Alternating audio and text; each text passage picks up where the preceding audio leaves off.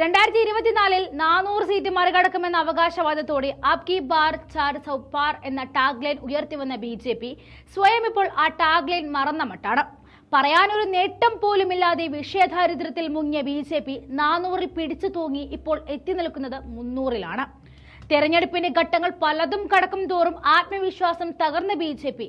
100 സീറ്റുകൾ സ്വയം കൈവിട്ടിരിക്കുന്നു. കിട്ടില്ല എന്നവർ തന്നെ സാക്ഷ്യപ്പെടുത്തിയിരിക്കുന്നു. ഉന്തിന്റെ കൂടെ ഒരു തള്ളെന്ന് പറയുന്നത് പോലെ ജൂണിൽ നരേന്ദ്രമോദി വീണ്ടും പ്രധാനമന്ത്രിയെ സത്യപ്രതിജ്ഞ ചെയ്യുക മാത്രമല്ല 2029-ലും പ്രധാനമന്ത്രി നമ്മെ നയിക്കുമെന്നും അഭിപ്രായപ്പെട്ട് ബാലൻസ് ചെയ്യുന്നുമുണ്ട്.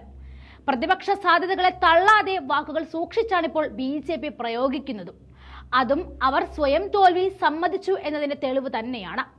ഞങ്ങൾ സുഖപ്രദമായ നിലയിലാണുള്ളത്. അടുത്ത സർക്കാർ രൂപീകരിക്കാൻ ഇതിനകം തന്നെ സീറ്റുകളുണ്ട്. ശക്തമായ പ്രതിപക്ഷമാണ് ജനാധിപത്യത്തിന് നല്ലത്. എന്നാൽ അത് ജനതയാണ് തീരുമാനിക്കുക.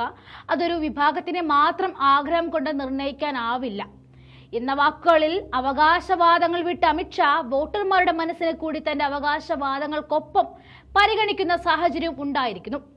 നോട്ട് നിരോധനം പോലുള്ള അവിവേകങ്ങൾ പോലും മറച്ചുവെച്ച മുദ്രാവാക്യങ്ങളിലൂടെ വിവാദം സൃഷ്ടിക്കുകയാണ് ഇവരുടെ പ്രധാന ലക്ഷ്യം. വോട്ട് നേടുക എന്ന തന്ത്രം തുടക്കത്തിൽ വിജയം കണ്ടിരുന്നു. പ്രശാന്ത് കിഷോറിനെ പോലുള്ള പ്രഗത്ഭരുടെ സഹായത്തോടെ ഡാറ്റാ സയൻസിന്റെ സാധ്യത പരമാവധി പ്രയോജനപ്പെടുത്തി ജനങ്ങളെ എക്കാലവും കയ്യിലെടുക്കാം എന്ന പ്രതീക്ഷയിലായിരുന്നു. 10 വർഷത്തെ ഭരണപരാജയം ഇതുവഴി മറച്ചുവെക്കാം എന്ന കണക്ക് കൂട്ടലിലാണ് 400 കടക്കുന്ന സ്വപ്നം ഉയർത്തിയതും. തുടക്കത്തിൽ കോൺഫിഡൻസ് ബി.ജെ.പിക്ക് കുറയുകയും പ്രതിപക്ഷ സഖ്യത്തിന് കൂടുകയും ചെയ്ത അവസ്ഥയിലേക്കാണിപ്പോൾ രാജ്യത്തിന്റെ പോക്ക്.